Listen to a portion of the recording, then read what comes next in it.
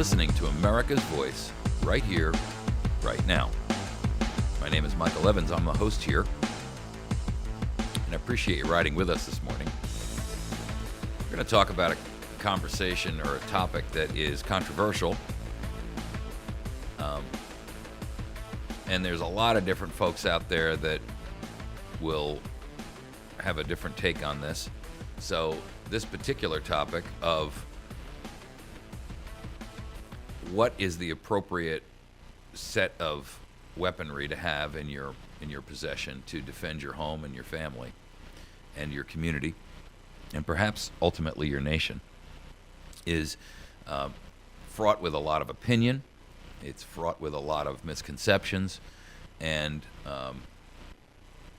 but I think it's a timely discussion to be had. So these are my opinions. For those of you that don't know, I come from a firearms background where I'm pretty knowledgeable about them. And we're going to talk about the right products for you to have, the right calibers for you to have, and the reasons why. So let's start out with the basics. There are really 4 products that you need in a home defensive and self-defense, I'm going to use that word, posture.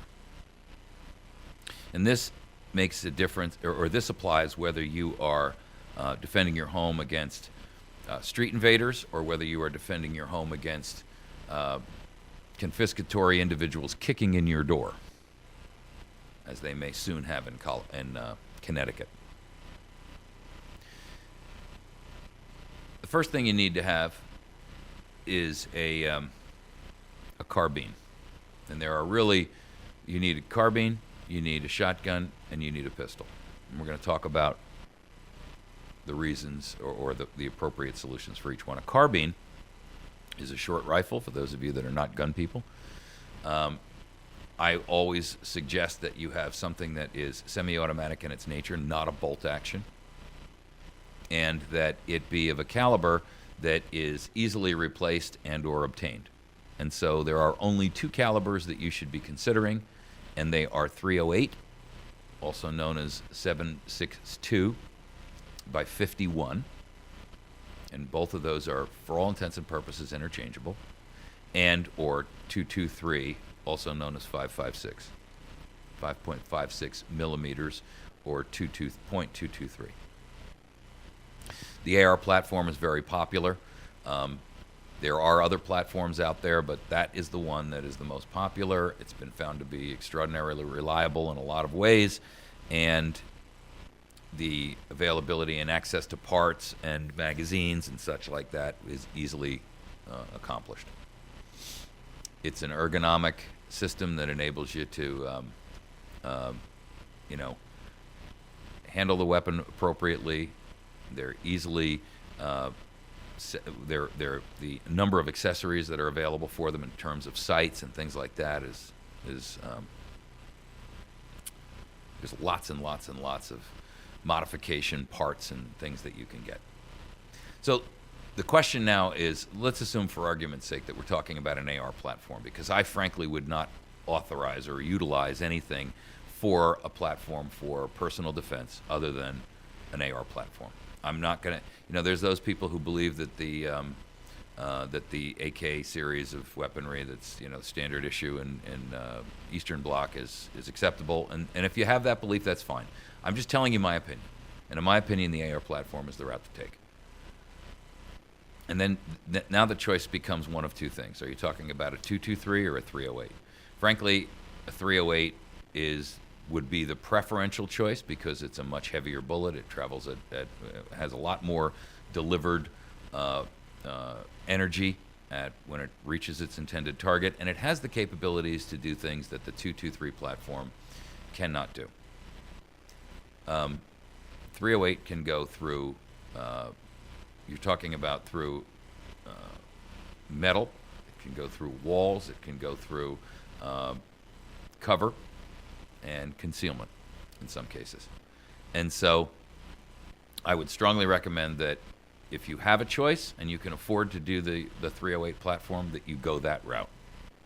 If you have multiple people in your house, you can then look at having a combination of 223 and 308. So you might have multiple carbines. And frankly, if you've got adult or soon-to-be adult children, I'm going to tell you something right now. In my view, and this is going to be controversial, I get it, but in my view, there are only three things that are going to become a currency under a collapse, and those are going to be food, weapons and ammunition, and medical supplies. And I would strongly encourage you to become knowledgeable about all three and begin to gather and have that available to you. Whether it's for your own use or for the purposes of barter or trade, however you want to look at it, I got to tell you, folks, I know that this is a doomsday view for a lot of people, and they don't want to hear it. But, you know, I throw out the analogy and the statement from Ayn Rand, which is you can ignore reality, but you can't ignore the consequence of reality. I'm going to throw that same comment out about what I talked about earlier with Angela Merkel and Barack Obama, both saying that Putin is not living in reality. I beg to differ. He is living in reality. You two are ignoring reality, and you cannot ignore the consequences of that reality, which is that he's now the owner of Crimea. You think it can't happen here. I'm here to tell you it's already happened here multiple times, and it will happen here again.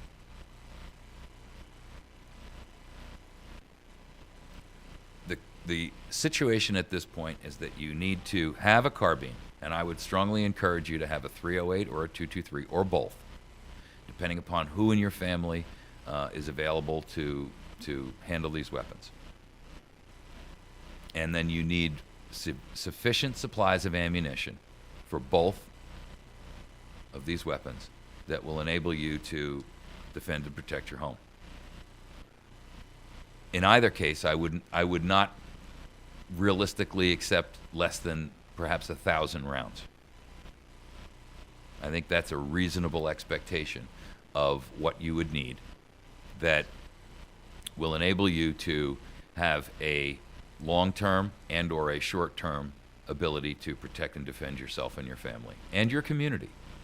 Because in the event of some kind of a fiscal collapse, and if it's elongated, if it lasts more than a couple of months, we could be, you could find yourself working together with community members to protect and defend your own town, your own city, your own community.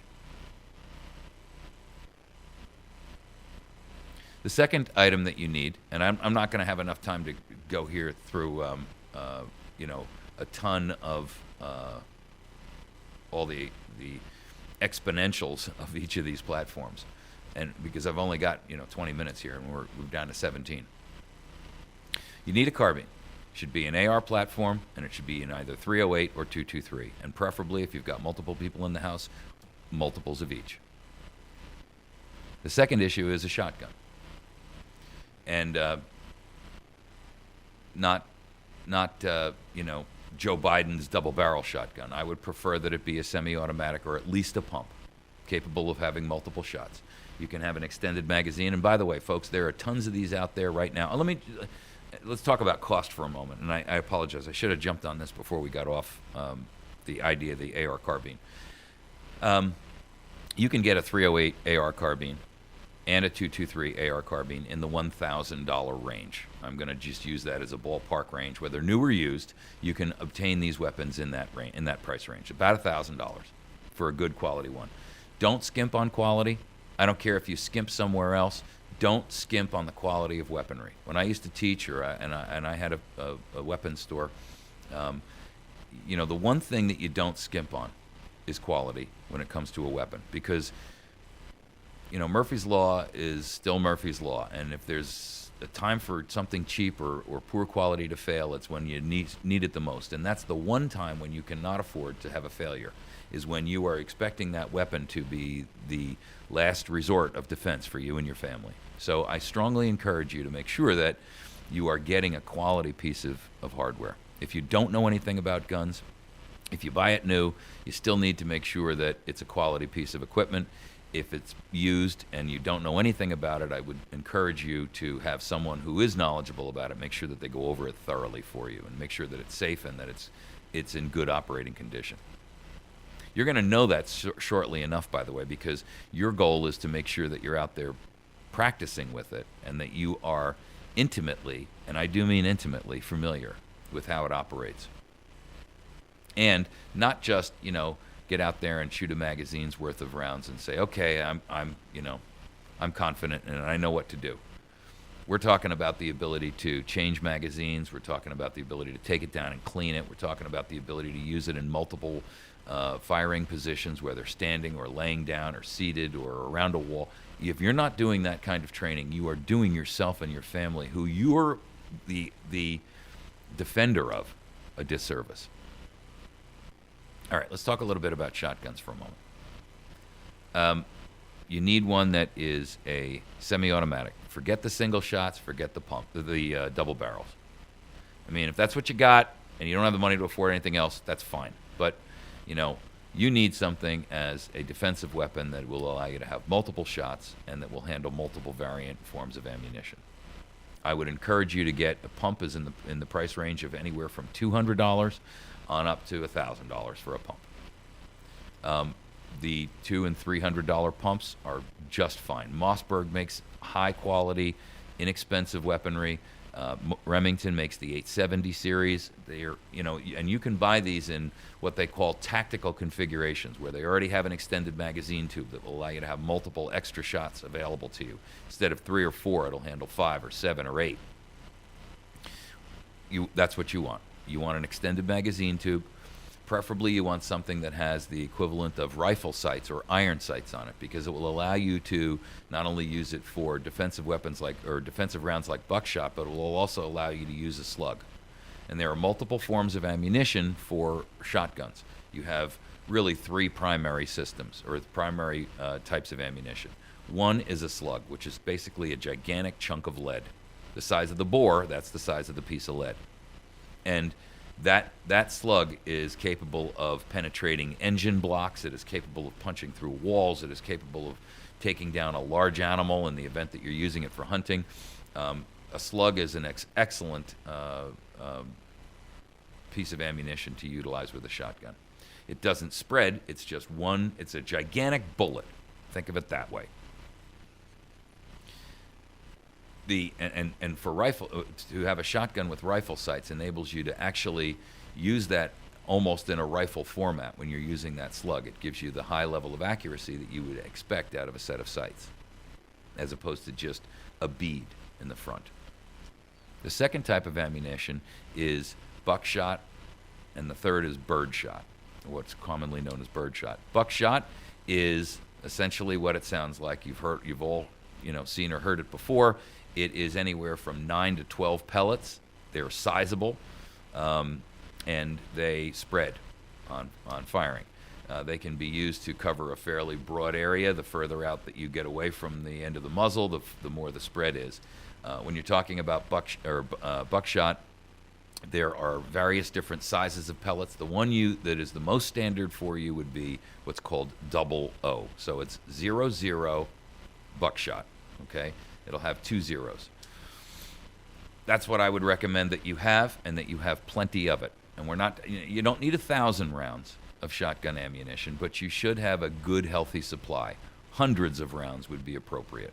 And I would have, if I were you, I would have a couple of 100 rounds of buckshot, and I would have at least 100 slugs. That would be an appropriate package for home defense. The third is birdshot, and birdshot is much smaller pellets and lots more of them. And, of course, they're great for hunting. They're also great for non-lethal pepper, and they can be lethal, so don't misunderstand what I'm saying here. You hit somebody with birdshot, and you hit them full in the face, and the odds are very good that they're not going to exit the room, at least standing. But they do have a tendency to spread wide, and they are ineffectual beyond a certain range. So the maximum range for birdshot starts, on its lethality, starts to evaporate rapidly based on distance. It doesn't hurt to have some birdshot around, and I would have at least a couple of 100 rounds of that. and I'll tell you why. It's great for hunting. It's great for small game. It's also great for a non-lethal way to disperse perpetrators. And so, while it wouldn't be my choice for home defense, it is better than nothing in a pinch, number one, and number two, it's great for hunting, and it's also a great way to practice inexpensively. Whatever I tell you here in a recommendation for ammunition should not be what you initially have or you practice with. This should be all this ammunition recommendation should be above and beyond what you use to practice. This should be safely stored away. Okay? Kept clean, kept dry, and kept preferably sealed and boxed. The third item that you have to have, and again, we're going to run out of time here, is a carbine, a pistol. As a pistol. And for this, I would strongly recommend the following caliber. Now, the idea of pistols comes down to a zillion different variants. There are two calibers that you want to worry about: 9mm and 45, and a third, which is a lower tier, which is 40 caliber. I'll explain the 40 in a moment. 45 has a lot of punching power, but it is not as often used by military and law enforcement these days. But it has a lot of stopping power. 9mm is heavily used by law enforcement, and it is also a NATO military round. And so it is an international NATO military round. And it is also used not just by NATO, but by other militaries as well. It's relatively inexpensive, relatively, I say, and it is relatively easily available. So your choices are 9mm, 45 caliber, or 40. The reason I say 40 is because these days most law enforcement agencies carry 40 caliber ammunition, and access to ammunition in a pinch, or the ability to utilize access stored, is critical. And so having access to a 40 caliber pistol, not a bad idea. If you are not a shooter and you don't already have a preference for what kind of a pistol to get, there are literally thousands of products out there. You need to have something that's extraordinarily reliable, and you need to have something that you can count on no matter what. There are really, if you're talking about 45, the platform for that would be the standard, what's called a 1911. And one day I'll actually do a discussion about the 1911, because the history of it is amazing. It was invented by John Brown in 1911 from Browning Arms. He then invented the Browning High Power in 1935, which was called the 35, P35. It was an improvement on the original 1911, in his opinion, and it fired a 9mm so you could double stack the magazine. But the 1911 is a very reliable platform, and again, you can find them very inexpensively, all the way up to completely outrageous. So they run from in the $300 and $400 range for a good, reliable quality machine or product, all the way up into the thousands of dollars. You don't need to spend thousands of dollars to get yourself a good quality 1911. If you're going to talk about a 40 or a 9mm or a 40 caliber 40 Smith & Wesson, then my strongest recommendation would be a gun which I personally didn't like very much when I was shooting all the time. And for those of you who know, I can't own a firearm. But Glock. It's a weapon that is readily available. They're relatively inexpensive. You can find them all over the place. Parts are readily available for them. And even though I don't like the way they handle personally, I don't like the way they fit in your hand, you can't knock their reliability. Many people love them. They just didn't fit me personally very well, but I can tell you this. They will be reliable. They will always work when you need them to. And the parts and replacement parts and repair parts and accessories for them, readily available. They can also utilize the same magazine between multiple sizes, and they have these little tiny micros. They have mid-sized, and then they have full-size pistols in all calibers. You can also obtain a Glock in a 45, a 40, a 9mm. You know, all of the calibers are available. Steer clear of things like 45 Gap, 357 SIG. Steer clear of those calibers. They're not military. They're not widely used by law enforcement. Access to ammunition, unless you got 1,000 rounds of your own, is really not highly, it will not be available in a real crunch.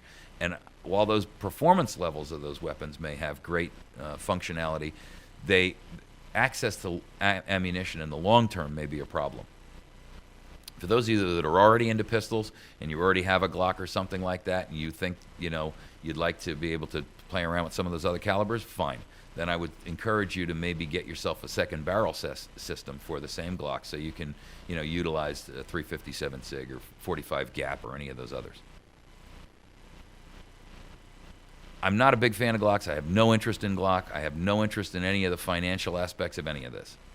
The only reason I'm saying that is because Glocks in Springfield Armory, they have a series called the XD that's also extremely reliable and very, very high quality.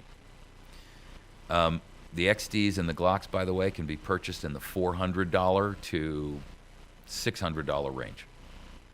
And if you're going to have multiple pistols in the house, another reason why I suggest the Glock platform is, or the Springfield XD platform, and I'm not hinging here exclusively on Glock, but Springfield XD and Glock are both very, very reliable weapons. And the cool part is that if you've got multiple guns within the same household, all of the magazines are interchangeable. So make sure that if you're going to get a Glock, or you're going to get a Springfield, or you're going to get a 1911, you get weapons that have interchangeable magazines, so that if you want to share magazines amongst the two of you, or the three of you, however many weapons you have in your household, that all of those magazines are interchangeable. Why? Because, quite frankly, in a crunch, magazines won't be accessible either. And if you have them, your weapon is usable. If you don't have them, you may as well have a stick, because a weapon without a magazine is useless. I would avoid revolvers. I would avoid, and there's nothing wrong with having revolvers. And if you've got the means and the wherewithal to build a nice gun collection, that's a whole different conversation we can have. I'm just talking about those people who don't have anything and need the basics to get the ball rolling. So your choices are, on a pistol size, you're talking about either 9mm, preferably. That would be my first choice, 9mm. Why? Because it's widely accessible, it's relatively inexpensive in terms of pistol ammunition pricing, and it has the added value of being a NATO round. So in the event of a real emergency, you may even be able to get ammunition that's widely distributed through the military, irrespective of how that distribution is made. The second choice would be a 45 ACP, and the third would be 40 Smith & Wesson. The range in price, again, is in the $400 to $600 range on any of either the Glock or the Springfield Armory XD series. Both of those are very good. There's plenty of other guns out there, guys. I'm not knocking SIG, and I'm not knocking Smith & Wesson or Walther or any of them. I'm just talking about what's got the highest and most functional use. One of the other advantages of the Glock platform is that it's in use by almost, I would say, the vast majority of law enforcement agencies. And so in a pinch, you can even get magazines in that method. So remember that the idea of having interchangeable magazines, multiples of them, and by the way, there is no way that you should have a pistol that does not have at least 4 magazines per weapon, at the very minimum. Very minimum. On the carbine, you should have at least 10 magazines for each weapon. Whether it's a 223 or a 308, I don't care. 10 magazines would be accessible or acceptable and sufficient. More than that, great, but don't have less than 10. The only other weapon I'm going to comment on, because I'm down to 1 minute, is the ubiquitous .22 caliber.